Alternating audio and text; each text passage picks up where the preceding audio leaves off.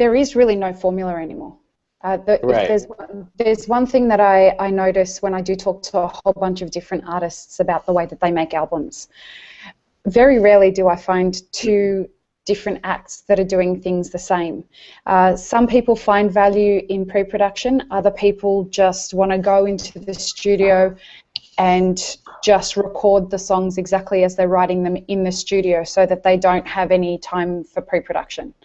They're still using quite a traditional kind of, we're going to book out a studio for a month, we're going to go in, we're going to write these songs and record them, and more often than not they're going to use the demos on the album. And that works for some artists, that doesn't work for other artists. Right.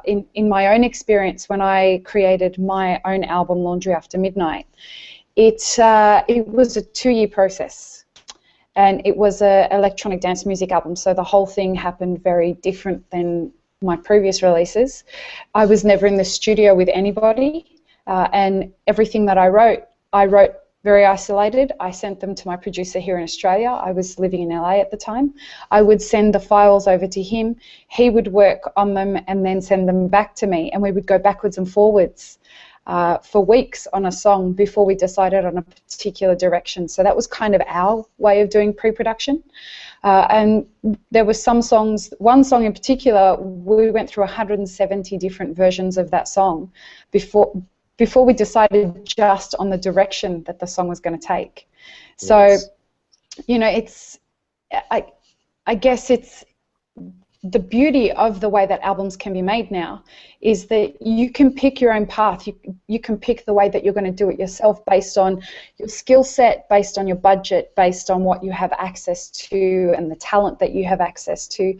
What do you think about that, Derek? How do you, with you and your artists, approach the idea of planning how you're going to make that with regards to pre-production, with regards to recording? How do you approach that idea? Yeah, I guess it's different for each one of our artists because all of their workflow is a little different.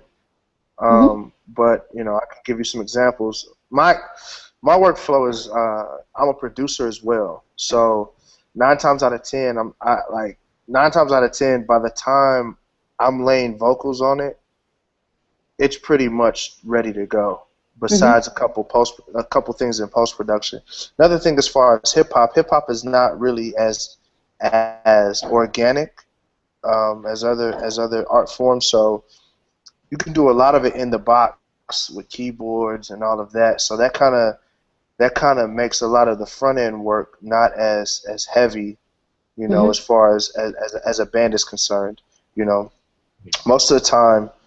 It's a huge, like I said, most of the time the production is done mostly in the box, and then I'm like, oh man, let's take this cheap Yamaha guitar out of there, and let's put a real guitarist on there, or let's put a live string section in there, and that's usually what happens is the synthetic is blended with the acoustic. So usually how it works for me is I start producing, and then once I get it to a spot where I like it, then I add vocals to it, and then from there, usually I'm sending it off to someone that I trust. I had a homeboy named Dirty Rice. He's been my right-hand man for like 10 years. Wow. And he knows what I like. So I send it to him, and he's going to put, you know, guitars and strings and all of that stuff on it, and then we're going to make the post-production. So a lot of the bells and whistles are put on in post-production.